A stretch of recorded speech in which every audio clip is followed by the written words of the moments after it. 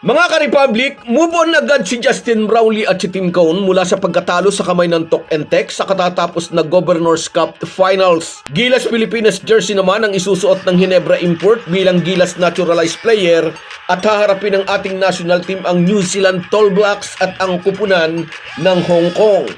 Samantala, nag-move on na rin ng TNT at si Chot Reyes mula sa dati nilang player na sumasamba sa piso.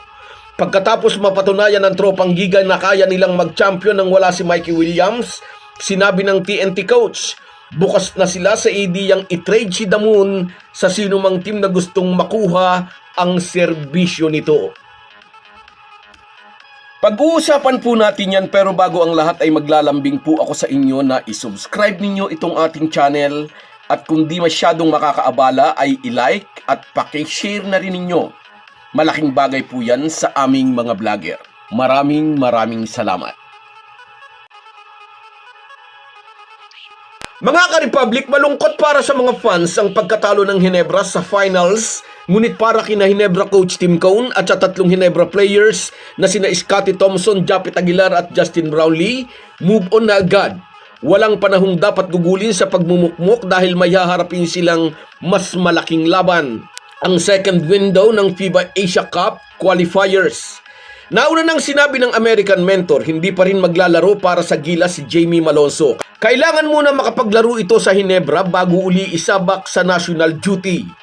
Isang linggo lang mag-iinsayo ang ating national team dahil binigyan nila ng at least isang linggong pahinga ang mga Gilas players na naglaro sa Governors Cup Finals.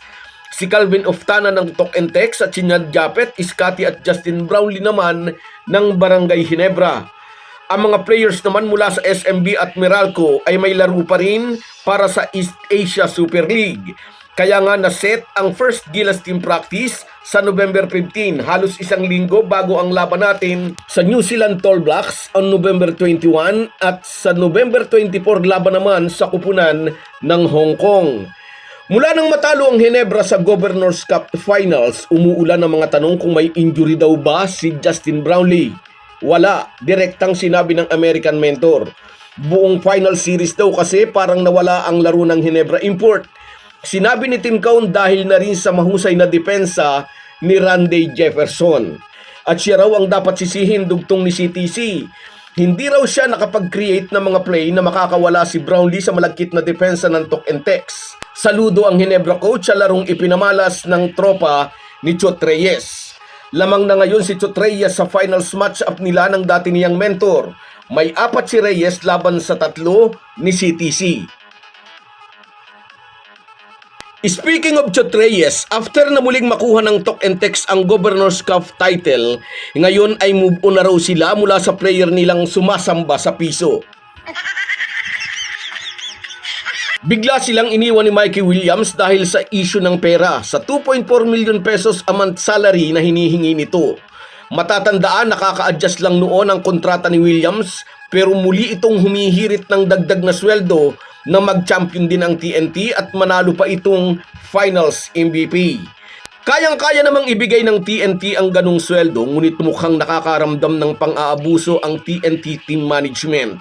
Mukhang winawalang hiya na sila ni Williams at hindi nila matanggap ang ganitong kakapalan ng mukha na para bang wala ng halaga sa Philmguard ang halaga ng samahan, ang importante lang dito'y ang pera. Kaya tumagal ang negosasyon. Nakipagmatigasan ng team management sa tila panggagata sa kanila ni Mikey Williams. Nag-struggle ang Tok and Tek after na mawala ang Philm shooter. Ngunit sa katatapos na Governors Cup na ipakita ni Chot Reyes, kayang mag-champion ng Tok and Tek kahit wala silang player na sumasamba sa piso.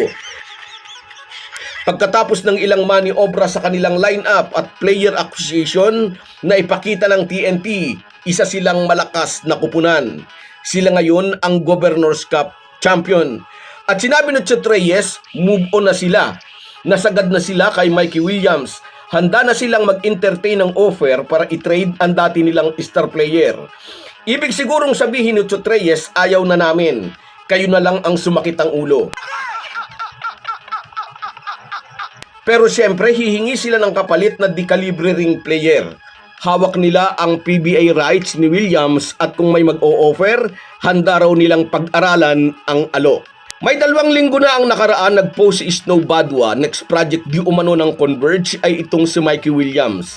Idadagdag sa malakas na nilang lineup at sinasabing ang Fiber Xors ang sunod na team na hahamon sa mayayamang kupunan. Ewan lang natin kung willing ang Converge na magpakawala ng isang mahusay ding player para makuha si Williams. Basta sa ngayon malinaw ang mensahe ng Talk and Text coach. Kaya nilang mag-champion kahit wala si Damun. So guys, yan lang muna. Hanggang sa muli.